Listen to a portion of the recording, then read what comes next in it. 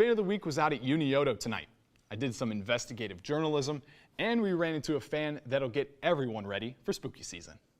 All right, we're out here at Unioto High School, and I'm going to find out the origin behind the Sherman Tank mascot. Do you think Sherman Tanks is a good mascot?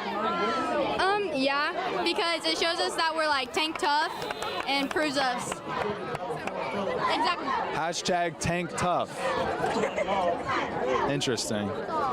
What do you think of the Sherman Tank mascot? Do you think it's a good mascot? It's just a tank. They don't have a mascot. It's just a tank. I mean, the Pioneer's way better. Yeah. But you'd have to admit, if there was a tank rolling around the track, that would be pretty cool. Yeah, but they don't have one. You're right. Yeah, no, you're right. You're right. All right, so who am I here with? Greg McCullough. Okay, so when we were roaming around here before the game, we saw you up here with the Michael Myers mask. Yes.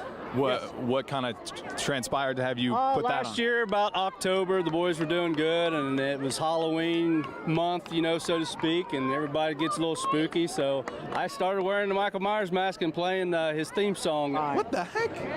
Who is that? That's one of the cheerleaders. It's senior night, you know, we got cardboard cutouts. It's just how we roll at Unioto.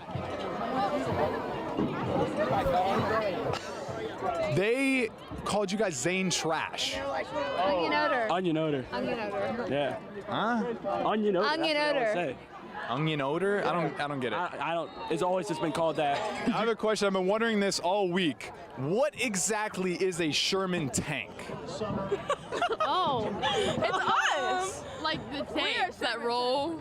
Because our school's built on Camp Sherman. Yeah. So we kind of adopted that as our mascot. We have a tank in front of our school.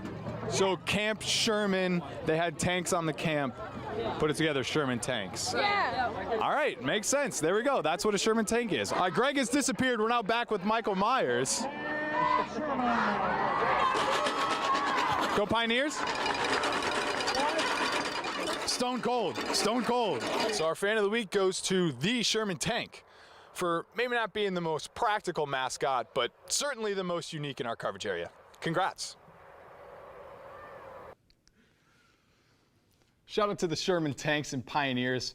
Great atmosphere and environment for our game of the week. We haven't missed on a fan of the week yet. Banger after banger.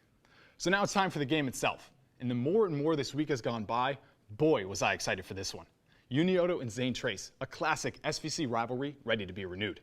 Let me get out of the way and let Reese Thompson take the stage. Grayson, I gladly will, because both these teams carry all the weight that comes with this long-awaited conference rivalry. Now, let me remind you what day it is, October 6th.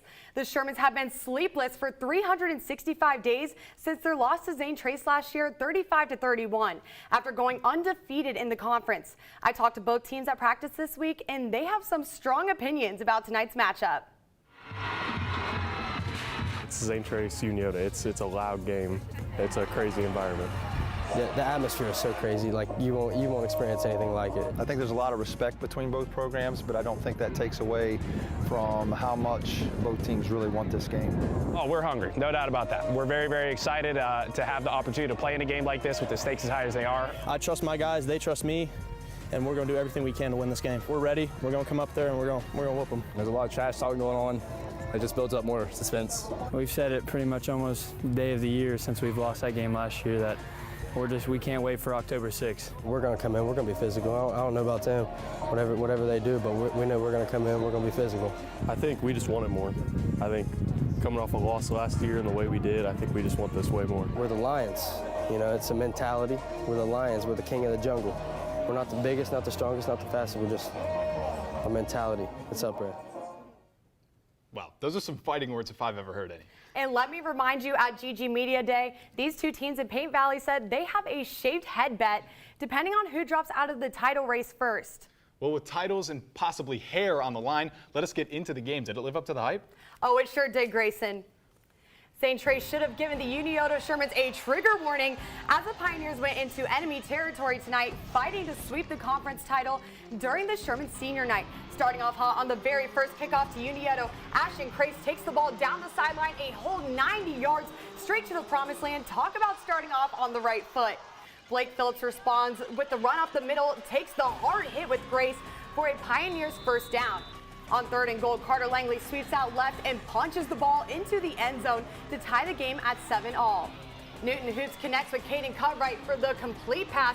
He looks to find room, but he loses control of the ball for the Pioneers to take over at their own 35.